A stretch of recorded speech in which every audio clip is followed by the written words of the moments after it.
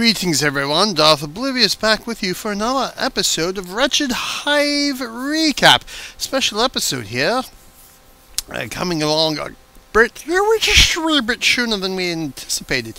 We just had our review of the live stream, which was of course delayed last week due to other issues, but right on that very day we uploaded actually our last episode. We had a little ditty come from Mr. Ben Irving himself in the forums, which prompted this episode to come about. So, without further ado, let's take a look at what we're going to be talking about today. First of all is the Party Jawa. Well, this is going to be a quick little one. I just wanted something that actually is a blast from the past that caught my eye a little earlier today, so a couple comments I want to make on that. Next, of course, is devs, please read Game is Too Easy Now, from a couple of days ago by Vivanos. A couple of things we wanted to mention and point out here. And of course, finally, the coup de grace from Mr. Ben Irving himself, an open letter to our players. So that will be very interesting to go over. Definitely, of course, some comments about that. But first things first, let's talk about this Party Jawa thing. So let's go back to here. So this is by Kelbenger, and this comes. This was originally posted back in October, way back when. And basically, what Kel here is saying is, I am looking all changes these days, and I am very glad to see that some things have been solved at last. So a little bit of broken English here. And referring to old armors from previous events like Send People, Containment Armor sets, etc. And although it's I have them, it's good to see them available for all new and old players, but I'd like to make a suggestion about the Party Jawa, which is still necessary in order to complete some achievements, and unfortunately many people do not have it. By giving it to people those armor sets, it simply means that you have to do something about Party Jawa too. My suggestion, Kelbenger's suggestion, is put on the CM at some reasonable cost in order to finish the achievements. Some of us who missed it. My personal thoughts are that this is really unfair after your recent two moves that say already not to add the Party Jawa. Okay, of course the first one, the first post in response here is could not disagree more. Exclusive content should remain exclusive. You would be right, my friend, unless they did not add the armor sets. So someone down here points out, right here, Rankin points out that those old event items are just that, in-game event items. There's a huge difference between bringing back something that used to be available via game content versus selling something that was a reward for being a subscriber. The only acceptable way for them to bring something like that back is to offer a promotion similar to the first one, i.e. be a subscriber on next date, so that people who didn't have it can get, people who already had it got something better. So that brings up some good points. First of all, as I have mentioned on many a gaming forum, and most likely in the Awesome Sauce episodes, as well as maybe in an instance or two here, I'm all for having every single in-game item be available to every single player in some manner or other.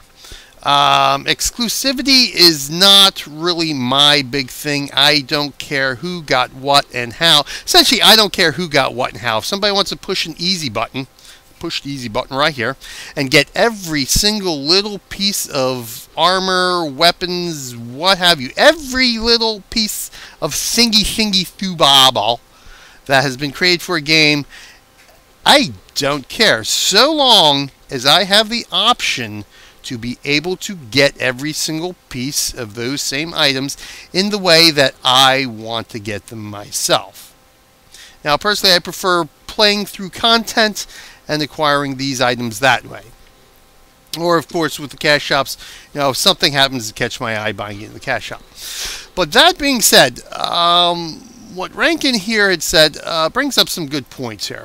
There is a difference between in-game items that are acquired in-game either through a special event or a quest or something like that, and things that were specifically created and designed to be a specific reward for being a subscriber, let's say, or for buying the collector's edition, let's say.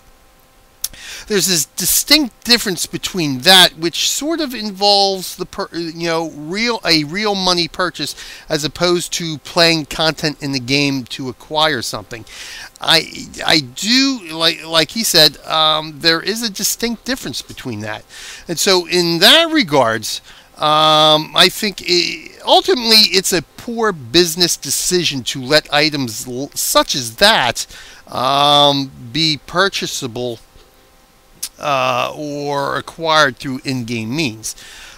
Same thing with the HK stuff that's out now, and the Nico rewards, that kind of stuff. These rewards specifically designed for subscribers who were subscribed on a certain date. Now, while yes, I most certainly would like to have everything available to everybody in some manner or other, there's certain things, this basically boils down to a business decision. As some other people pointed out later in this post, is that, if they start giving away these specific subscriber rewards, well, not giving them away, but making them available outside of the original parameters, then what's the point of being a subscriber? Why subscribe then to get these rewards? Just like buying the CE. Why buy the CE if all this stuff is going to be available through some other means? There's no point in buying it then. There's no point in being a subscriber for these rewards if they're going to be available at some other time elsewhere, somewhere down the line. It sort of defeats the very purpose of their creation. So while, yes, I certainly don't believe in exclusivity of items, I certainly would like to have options for every single item in a game to be able to be acquired, and that includes, like normal gameplay.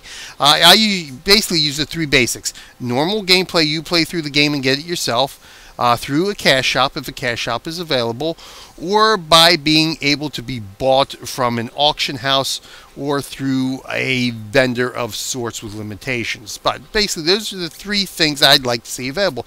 That way, if you buy through the auction house or a vendor, you're still playing the game to get the credits to buy that item. Or you can play the game to get the item directly from a specific piece of content. Or you can just spend real life money to get the item more quickly and, relatively easily. It all depends. Of course, you got to work more for more rare items. That will be more expensive, of course, but that's sort of the basics of that. But again, this kind of stuff, no, it just doesn't make sense to allow it to be obtainable outside of the original parameters here for any of these subscriber rewards. So I don't see that happening. I really don't want to see it happen, because again, it defeats the entire purpose of their actual creation and the reason why they're in game to begin with. Now, that being said, I do have to comment here that having certain achievements or collections or stuff like that tied to these very specific items, I think is completely wrong. And somebody here also makes the suggestion, if I can find it, let's pop back on over here. Someone makes this, why should all achievements, I think all achievements should be attainable in some manner or other, based on gameplay. Now, yeah, DLC man here says, why should all achievements be obtainable? So what if there are some achievements that are etc., etc.?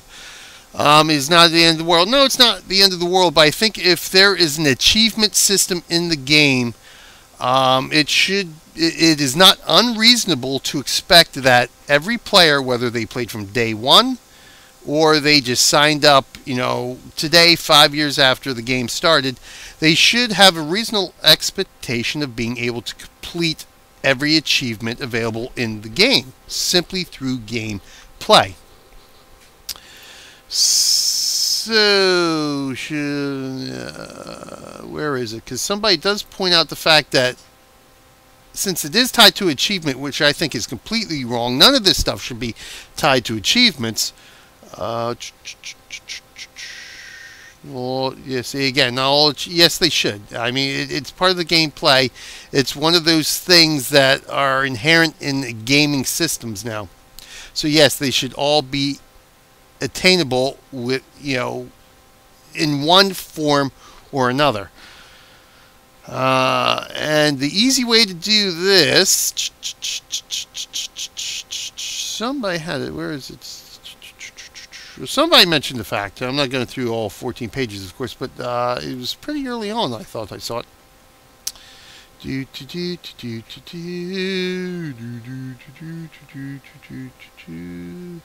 old Ratted Jack, of course, chiming in.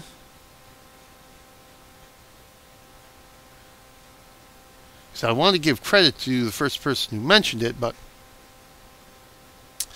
okay, regardless.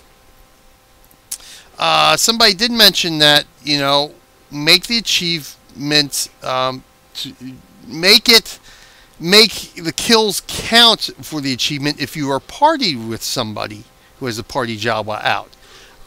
I think that is completely reasonable, and that should actually be done. So if you yourself cannot get the Party Jawa, you can find somebody who has it. They pop the Party Jawa. You go do whatever you need to do to get the achievement. Even though you don't have it yourself, it still makes the achievement achievable.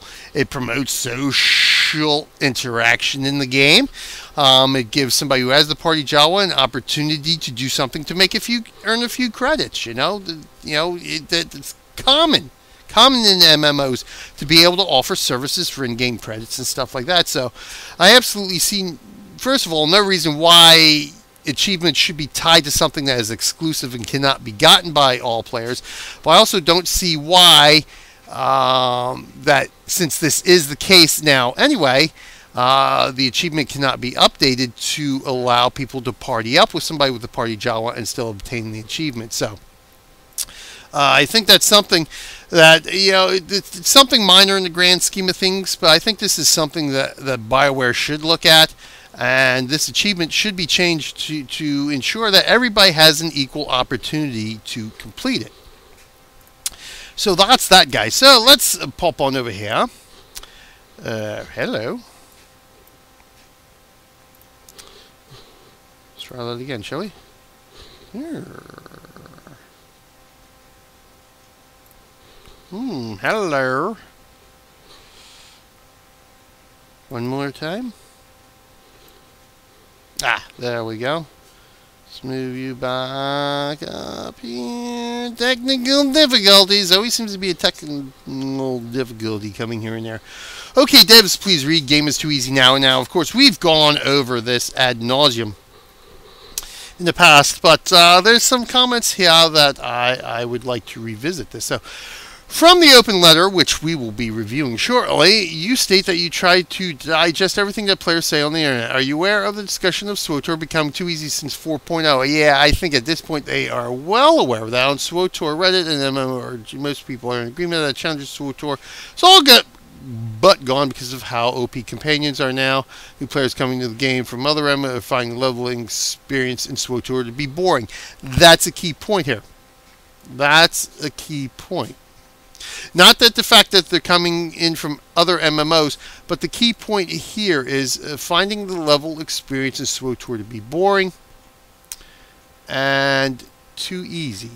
Too easy? Boring. Now, I'm going to delve into this a bit more, but it's been proven. There are studies out there. There are tests out there. Game developers do this all the time. It's been done for decades. That there has to be a certain level of achievement. There has to be a certain level of challenge within a game to make it compelling for people to keep playing that game. So, what these studies, what these developments have found, that if a game is too easy, it becomes boring and people stop playing it. People, they just have no care for it. Boom, game is gone. Nobody's playing it because it is too easy. Likewise, if a game is too difficult, people don't like banging their heads against the brick wall, and likely, and hand in hand, just like if it was too easy, they stop playing it because it's too hard. So that's why games need to have that fine balance in between of having a suitable challenge, yet not being overly difficult through the bulk of the game. So it's basically that old adage of being sort of, I'm going to paraphrase here, of being easy to pick up but hard to master. That's what makes games great. You know, they're easy to jump into. The mechanics are easy to understand. Stuff like this. It offers some basic level of challenge, but to really become a master at it takes time, as well as it has content that ramps up in difficulty over time. So, easy to play, hard to master. That's the key component here. Now, of course, we've obviously lost that. Even people who, as we will see, who actually like this new format, do say is much easier than it was before. Not that the game was overly difficult to begin with. I never found this game to be overly challenging to begin with. Yes, here and there were certain parts that were tough to get by, but again, thanks to how the game was originally designed, you can bump up some levels, bump up some of your skills, maybe pop a consumable, get a higher level consumable or so, and then you can tailor the challenge to meet your needs. You can overcome that challenge that was a little bit too difficult at your previous level. Of course, all that, again, with the changes in 4.0, thanks to level syncing and this enhanced XP, is completely destroyed. And along with these overpowered companions, that becomes a part of it. So, game is fine as it is, of course. Yes, of course, people who like easy mode is fine. Dialthexia. This is his or her comments are the ones we want to focus in on here. It is indeed easier than it was, but I don't care. I don't play this game for the challenge. I played for the story. There are plenty of other challenging games out there, if that's one's desire. Yes, that's what we want. Less people playing this game. That will ensure the longevity of this game if we have less and less people playing it. Freaking morons. We're all here because we want this game to succeed. We want people playing this game. That's how the game will succeed, by more people playing the game, not less people playing the game. That's why, since 4.0 has dropped, I've been advocating for options to be able to turn some of this garbage off that was implemented with 4.0. Has nothing to do with playing easy mode to get better rewards. It has everything to do with being able to tailor your gameplay challenge to how you want your gameplay in the game. It's all about the freaking options. Going to play another game is not a good option for this game, I'm sorry to say. It's not going to ensure the longevity of this game. So, childish, okay, so they get into flaming each other, which is, you know, idiotic, but hey. Well, here's another one by Squirrel Balls. When I want to play, I play to enjoy, have fun, a concept that is sadly dying these days. Actually, it is not. It is actually increasing these days, especially in MMOs, as we have seen. Today, the common complaint, Squirrel, about MMOs is that they are becoming dumbed down. They are becoming too easy. I think it's great. That's why the MMO genre is actually growing. So no. Playing games, which this is my entire opinion here. When I play to play, I didn't play to enjoy, have fun either. I don't like grind. I don't like being bored, but I don't like grind. I don't like menial, stupid, repetitive tasks. And I don't like things being head banging against the brick wall difficult. So no, it is not a concept that is sadly dying. It is actually increasing and has been the paradigm shift in the MMO genre for the last few years. So games are for fun and play with others. Crazy, I know. Yes, well, when it's too easy, you don't want to play with others. And funny that you say this, that to play with others when, of course, when a lot of the changes here to SWOTOR 4.0 is to prevent you is to make it more difficult to be playing with others through the bulk of the game, except in certain circumstances. So, yep, hard sometimes to find the right game. Lost count how many I've been through over the years to find something in the MMO genre that keeps me entertained without tearing my hair out. Yes, totally understandable. That, of course, isn't going to be the same for everyone. I can totally get how SWOTOR is in the game for those for whom challenges are imperative, but let's leave it be. There are other games that, again, promoting people to not play this game. A stupid idea. This isn't a game for those whom challenges are imperative, but it can be. Again, what have we been talking about over and over and over again? Options. What has Ben Irving himself, what has Eric Musco himself been talking about when they have mentioned options? Even with the last developer livestream, having options, having a tool set for RPers to be able to RP in the game. Let's take a look at some games out there. Let's take a look at some MMOs out there. Heck, it's been 11 years now. Or actually, well, 10 years, but Guild Wars has been out for 11 years. They have a normal mode. They have a hard mode. It's an MMO. They have options for players to be able to tailor their challenge. So, die, alt, hex. No, we do not need to encourage people to leave this game. We need to encourage the developers to give more options for people to be able to enjoy this game the way they want.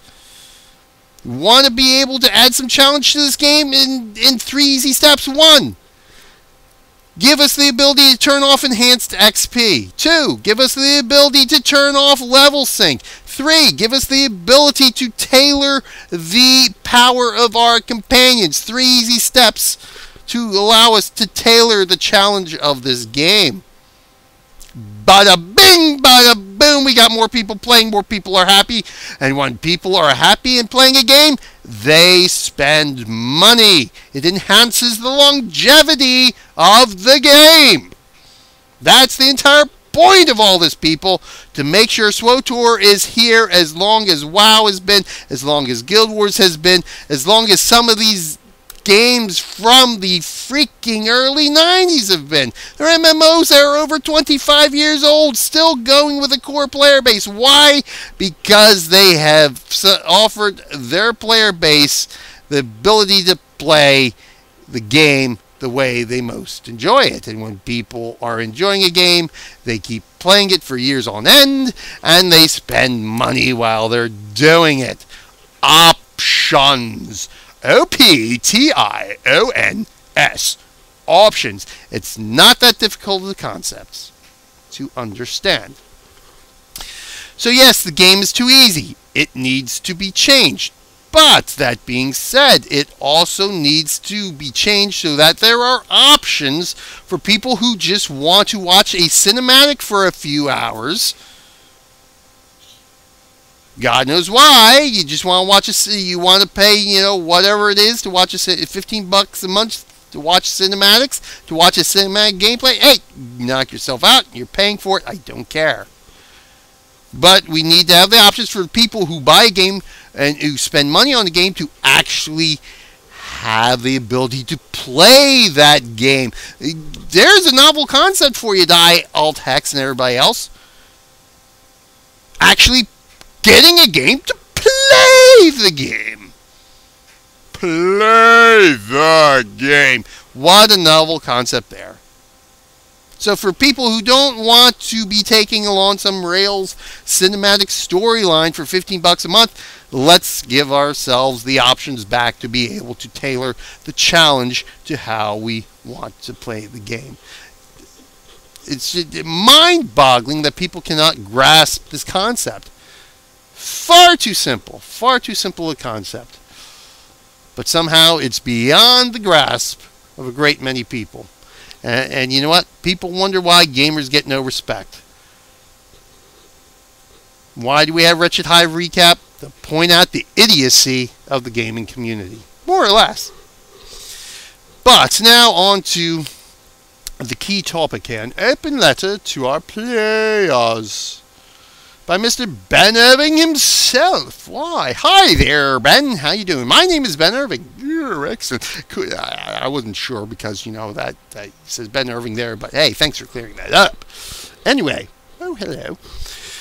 Producer for Star Wars The Old Republic. I don't often make posts in the forums. In fact, this may be my first ever post. Well, we're not going to check because that's neither here nor there. Despite that, our whole team, myself included, tried to digest all the internet for SWTOR information. The forums, Reddit, Facebook, YouTube. Yes, thank you.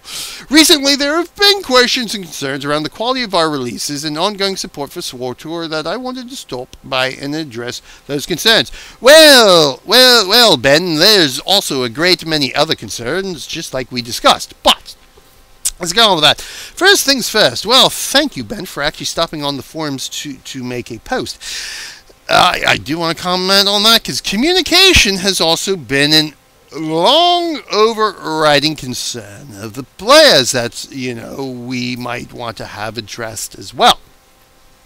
Now, I certainly don't expect Ben to be spending a lot of time on the forums. He has a very important job, and he's got a lot on his plate as, the producer for this MMO. So I certainly don't expect guys like Ben. I certainly don't expect the programmers and those kind of people to be spending time on the forums when they've got a lot of other work to be doing on this game. But it's nice that the producer does pop on every now and again. Now it seems he's made at least one other post that I saw, but I don't think that's really required of him. But it's nice that he's done it.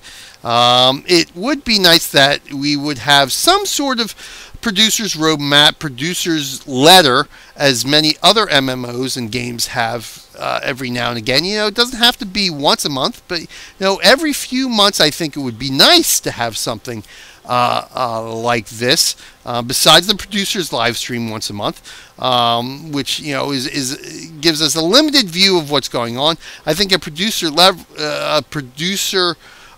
blog or a producer's roadmap can give us a little bit more detail that we can't get in a half-hour live stream, and gives us the opportunity for more back and forth with questions and comments and stuff like that.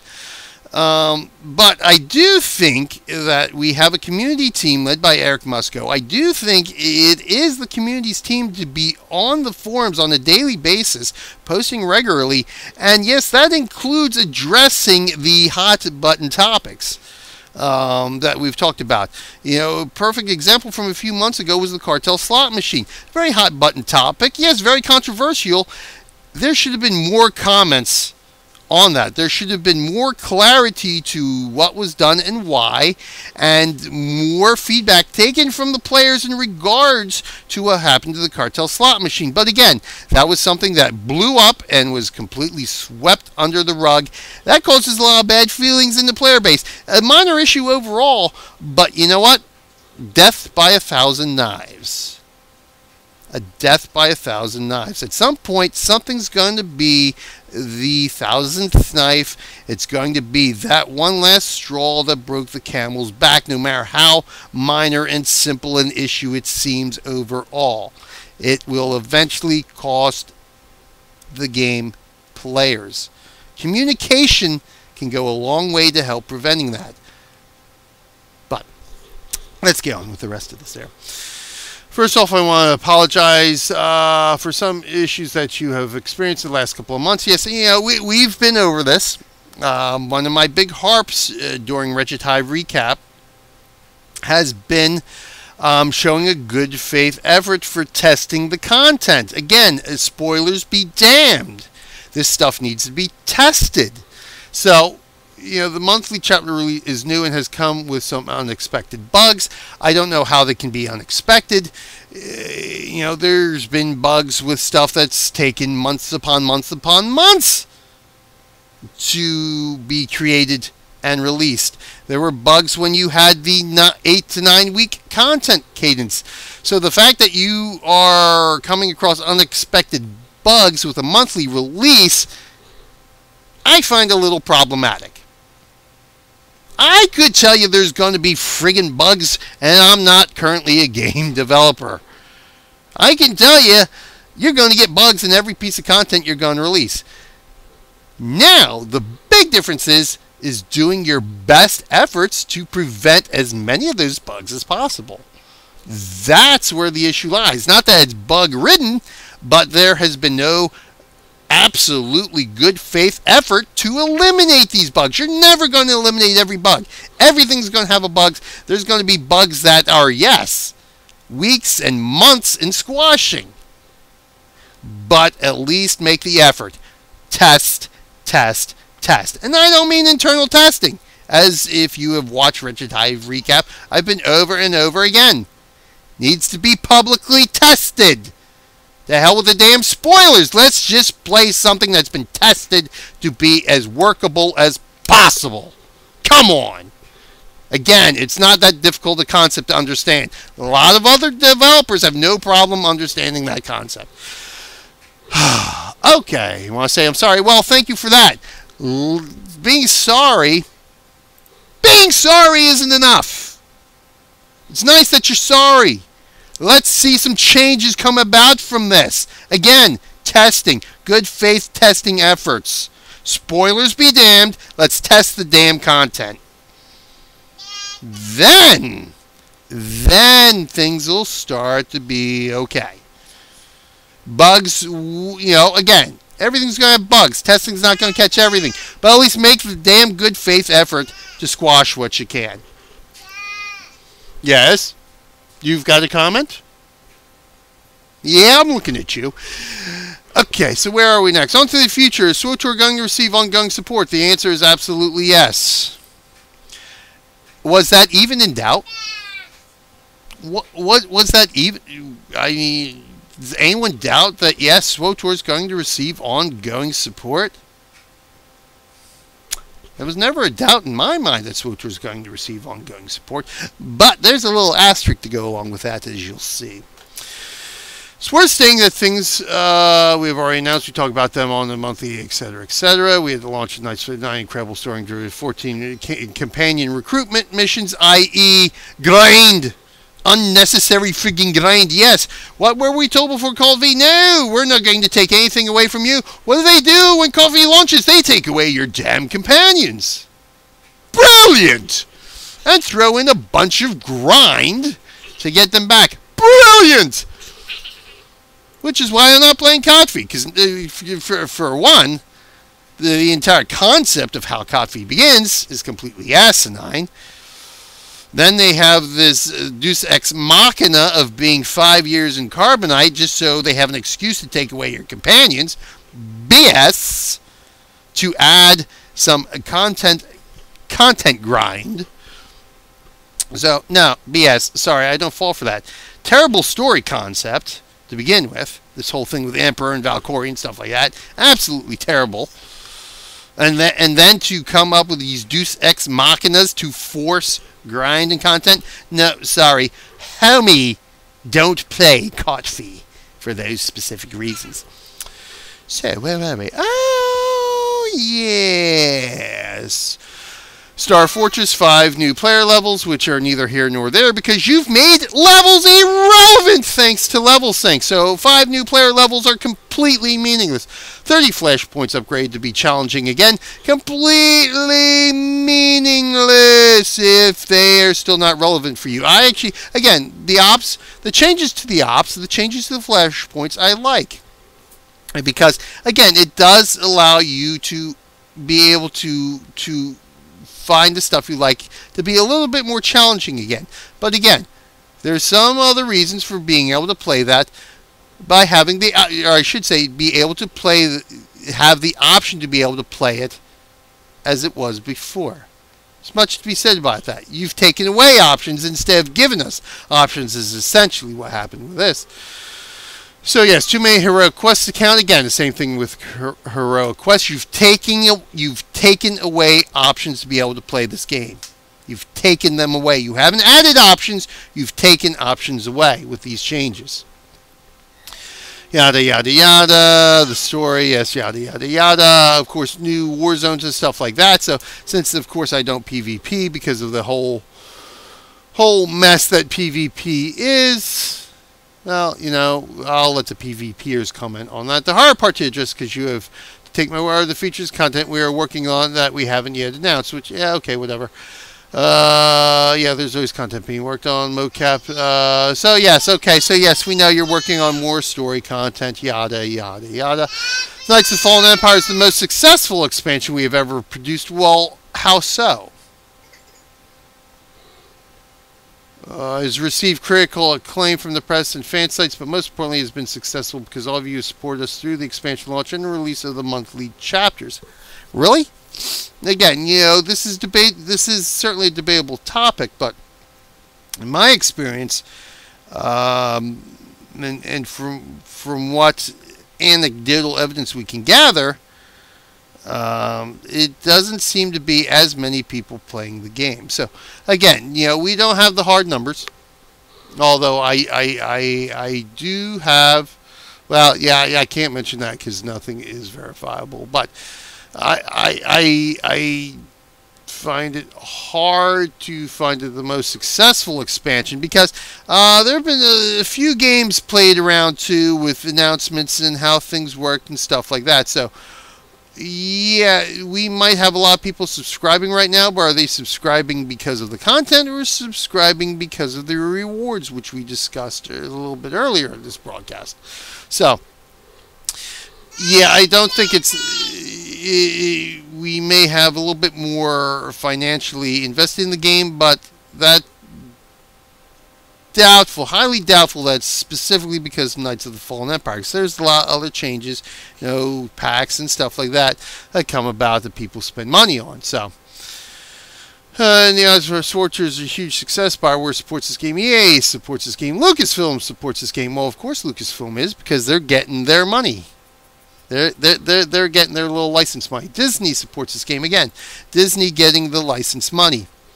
EA getting their money from BioWare. Of course, they're going to support this game until asterisk they stop getting the money.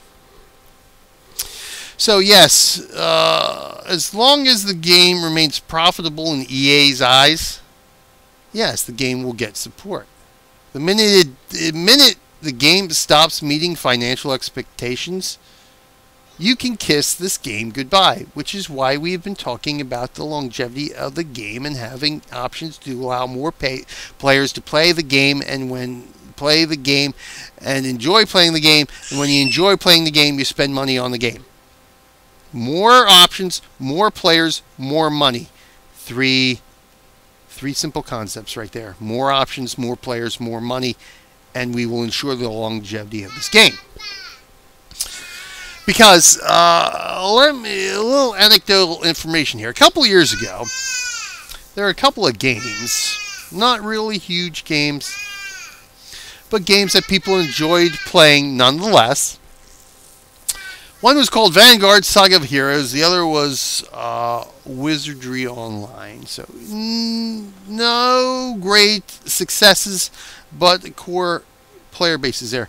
The key concept with these two games was that shortly before an announcement was made that these games were being shut down in July of a couple of years ago, just a matter of weeks, I think it might even have been as little as one full week before the announcement of shutting these games down was made, that each game had a producer's letter, had a producer's roadmap saying, this is what's coming up, this is what we're planning on, this is what we're going to be doing for the rest of this year and upcoming content. A lot of promise for these games, a lot of stuff that was actually being planned and developed for these games. Within a week, bang, gone. Absolutely gone. And hence why this whole thing with SOE, which is now whichever company bought out SOE and that kind of stuff, Discovery or Dawn or whatever the heck the company name is. Starts with a D. It's as far as I know. That's as far as I care, really. There's a whole little legal ramifications here because people spent some money based on that roadmap for Vanguard Saga Heroes and Wizardry Online, and a week later, bang! Oh yeah, we're going to shut the game down in a couple of months. So, for those of you who don't think it can happen to SWTOR, oh yeah, it can happen. It has happened before. It has happened to a lot of games. So, as long as SWTOR's making the buck, yeah, we ain't got nothing to worry about. But the minute it becomes financially unfeasible for EA to support this game, you can better believe there's going to be an announcement that the lights are getting shut down. So, Alt Hex and all those others who want people playing other games, yeah, I think you better change your tune. We want people playing this game. We want them to be happy playing this game. We want them to enjoy playing this game. We want them to spend money playing this game. So we had better damn well give them the options to be able to do it so they can enjoy it and spend the money. Otherwise, this game will be gone a lot sooner than anyone expects. So, if there is anything I would like people reading this to take away from this, SWTOR is absolutely being supported into the future. We have a lot of content coming in the next few months and even more exciting things to talk about later this year. All of us here at BioWare appreciate your ongoing support. We are committed to providing the best. We are committed to providing the best experience possible. It is because of you, our players, this game continues to thrive. Well then, Mr. Ben Irving, I challenge you to provide the best experience possible. I challenge you to take in all your players. This is my challenge to you, Mr. Ben Irving and SWTOR developers. Options. Let's see some options. Even if you can't do this stuff right away, I want to hear talk about it. I want to hear quality of life improvements. I want to hear options for being able to play the game in the manner we most enjoy, to be able to tailor our level experience to how we like to play the leveling game. I'd like to see options for challenging, making the game challenging, outside of a few random ops and things like that. I would like to see a lot of quality of life improvements along these lines. I want to hear talk about it. So this is my challenge to you. If you so much care about providing the best experience possible and you realize it is about the players, then let's make sure we give every player as much opportunity as possible to be able to tailor this game to how they enjoy playing it the most. Now, of course, that doesn't mean giving away high-end rewards for nothing. But it does mean giving us the options for essentially what it boils down to: easy mode, normal mode, and hard mode. And having rewards that are relevant and on par with each of those modes. So let's call normal mode pre-SWTOR 4.0. Let's call SWTOR 4.0 easy mode. So let's work on having a little bit more harder mode to be able to challenge that. And let's work on giving us the option to go back to playing SWTOR pre 4.0. Again, I've mentioned what it would take for me. That's being able to turn off level sync, turn off the enhanced XP. That's being able to play flashpoints and operations vanilla style without being level synced. None of this tactical BS, all that stuff. Let's see the options. Let's see the talk about the options. If you truly want to commit to providing the best experience possible to the most amount of players, you're going to have to give those options. You're going to have to work on giving those options. So let's hear the game plan for that.